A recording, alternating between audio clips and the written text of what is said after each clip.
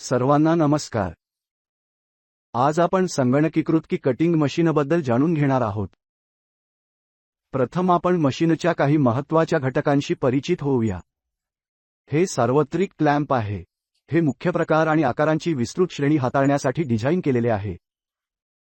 तुम्ही फक्त मूळ की आणि रिकामी क्लॅम्पमध्ये ठेवा, स्थिती समायोजित करा आणि ते घट्ट करा।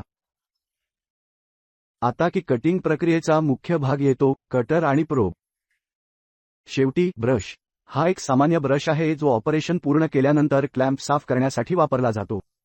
आता मशीनला प्लग इन करून ते व्यवस्थित काम करत आहे की नाही ते तपासू।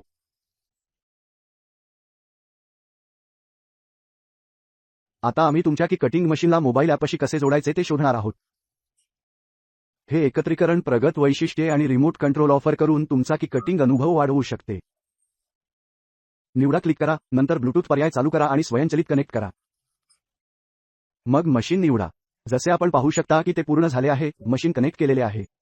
आम्ही ॲप अपडेट, फर्मवेअर अपडेट आणि डेटाबेस अपडेट यासारखी अपडेट स्थिती देखील तपासू शकतो।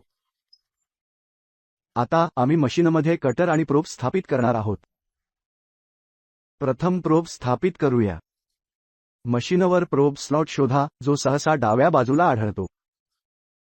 प्रोब व्यवस्थित घाला। ते पूर्णपणे आत असल्याची खात्री करा। त्यानंतर ते घट्ट करण्यासाठी विशेष की वापरा जेणेकरून प्रोब घट्ट बसेल। आता कटर स्थापित करूया। मशीनवर कटर स्लॉट शोधा जो सहसा उजव्या बाजूला आढळतो। कटर व्यवस्थित घाला। ते पूर्णपणे आत असल्याची खात्री करा। त्यानंतर ते घट्ट करण्यासाठी विशेष की वापरा जेणेकरून कटर घट्ट बसेल। कटर आणि प्रोब दोन्ही समान पातळीवर संरेखित असल्याची खात्री करा। आता आम्ही कटर आणि प्रोब संरेखित केले आहे। पुढील पायरी म्हणजे कटिंग प्रक्रिया कॅलिब्रेट करणे। ॲप उघडा। डिव्हाइस माहिती निवडा। ॲपमध्ये कटिंग कॅलिब्रेशन पर्याय शोधा आणि निवडा। आता स्क्रीनवर दिसणाऱ्या सूचनांचे अनुसरण करा। पलंगाच्या बी बाजूला क्लॅम्प जोडा आणि घट्ट करा। आता क्लॅम्पवर रिक्त ब्लेड जोडा। कॅलिब्रेशन सुरू करा, क्लिक करा।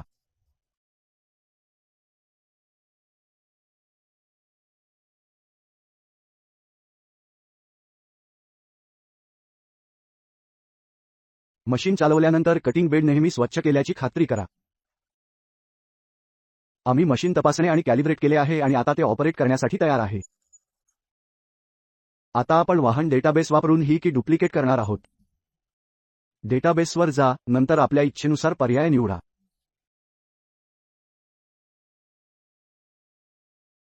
त्यानंतर डिकोड की पर्याय निवडा।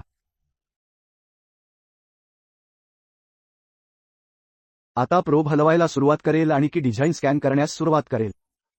जसजसे प्रोब हलते तसतसे ते किल्लीचे तपशीलवार परिमाण आणि रूपरेषा कॅप्चर करते। मूळ कीशी जुळण्यासाठी की रिक्त अचूकपणे कापली गेली आहे हे सुनिश्चित करण्यासाठी ही माहिती महत्त्वपूर्ण आहे।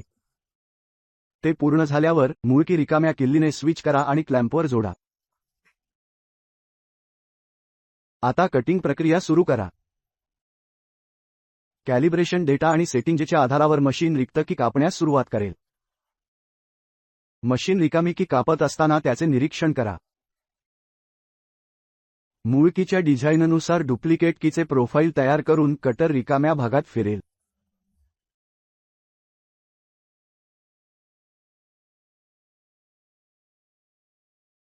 ते पूर्ण झाल्यानंतर कटिंग बेड व्यवस्थित स्वच्छ केल्याची खात्री करा। आता रिकामी की फ्लिप करा आणि क्लॅम्पला जोडा आणि प्रक्रिया पुन्हा करा। ते पूर्ण झाल्यानंतर कीच्या डिझाइनची तपासणी करा आणि ती योग्यरित्या कार्य करत आहे की नाही ते तपासा।